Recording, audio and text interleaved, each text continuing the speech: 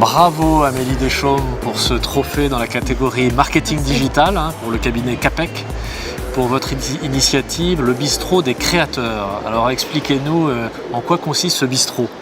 Alors le bistrot, c'est un blog. En fait, l'idée nous est venue avec Benoît, mon associé, de monter ce bistrot parce que le constat qu'on faisait, c'est que pour les créateurs d'entreprises, il y a une masse d'informations assez techniques.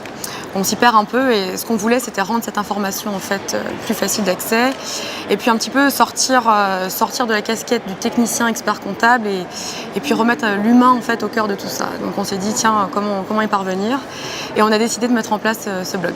Alors justement, ce blog, qu'est-ce qu'il a d'un bistrot? Parce qu'on l'a pas sous les yeux là. Donc justement, c'est une super question. Le blog, en fait, on a choisi un bistrot parce qu'on s'est dit tiens, on voudrait allier convivialité, proximité, et on a tout de suite pensé au bistrot. Ah. C'est là où on se retrouve pour discuter, pour échanger, simplement en fait.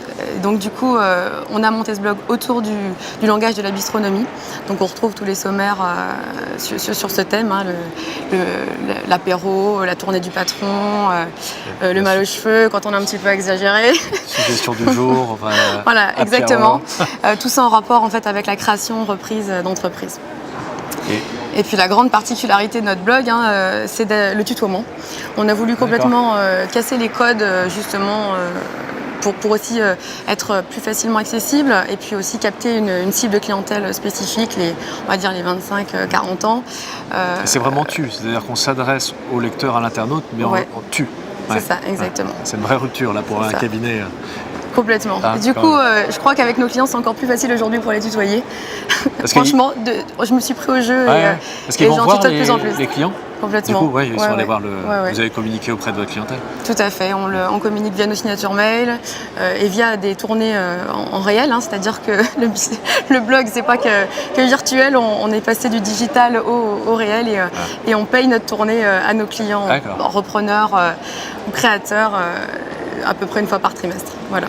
Et quelles retombées vous en attendez du coup de ce... Parce que j'imagine quand même que c'est un investissement fort, on n'en a pas parlé, mais ça veut dire qu'il faut écrire. Tout à fait, c'est ça. Il faut écrire. Avec Benoît, on écrit beaucoup, et puis on écrit... on demande aussi à des spécialistes d'écrire, notre juriste, ou aussi en social, où on a également des contacts sur tout ce qui est justement communication pour varier nos articles. Donc ça prend du temps, il faut l'animer. Et nos retombées, il y a deux types de retombées. Déjà de la communication pure et simple, se faire connaître via ça, et puis donner de l'information utile. Et puis également, l'idée c'est de capter de nouveaux clients, créateurs, repreneurs en particulier justement. Alors, sans vous demander de chiffres, parce que j'imagine qu'ils sont confidentiels, mais aujourd'hui on vous en parle autour de vous, vos clients vous en parlent de ce blog? Oui, complètement. En effet, on a bien fait le buzz avec tout ça au cabinet. Encore bravo pour ce trophée, puis longue vie au blog Le Bistrot des Créateurs. Merci.